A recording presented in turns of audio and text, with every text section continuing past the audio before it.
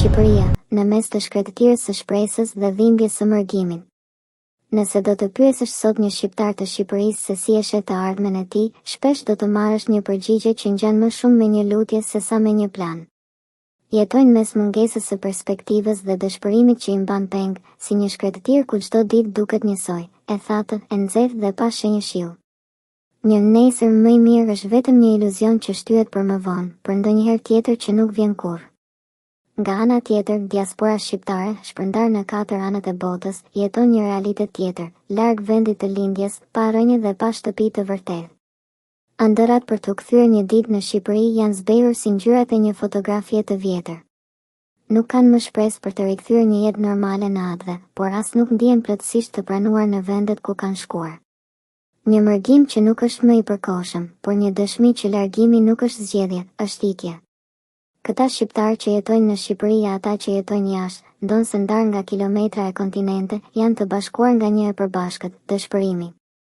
Një dëshpërim që vjen nga mungesa e besimit tek institucionet, tek drejtësia, tek ekonomia, tek politika.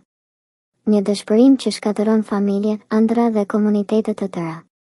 Shqiptarët që jetojnë në Shqipëri ndihen të tradhtuar nga një sistem që ua ka thithur shpresën si një etje e pashuar.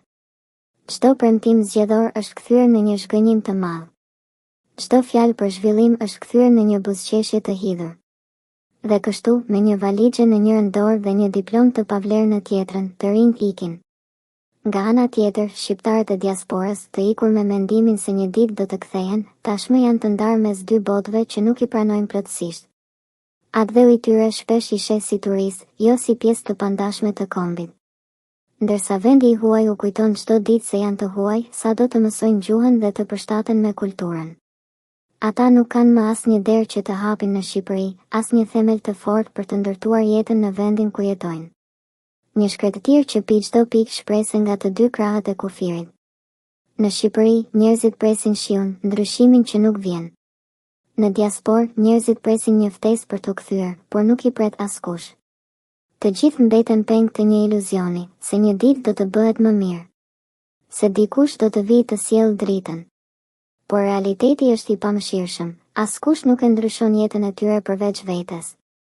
Ndërkohë, Shqipëria humbet çdo ditë një pjesë të shpirtit të saj, djemtë dhe vajzat që nuk e shohin më të ardhmen në shtëpinë ku janë rritur.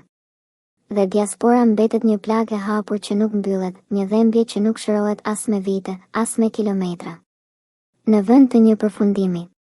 Të jetosh në dëshpërim është të jetosh pa të ardhme. Dhe kur një komb jeton pa të ardhme, humbet gjithçka. Shqipëria e ka bërë këtë rrugë prej dekadash. Nëse nuk ndryshon, do të mbetet një shkretëtir edhe në ditët me diell. Dhe diaspora do të mbetet një mallkim që nuk ka kthim.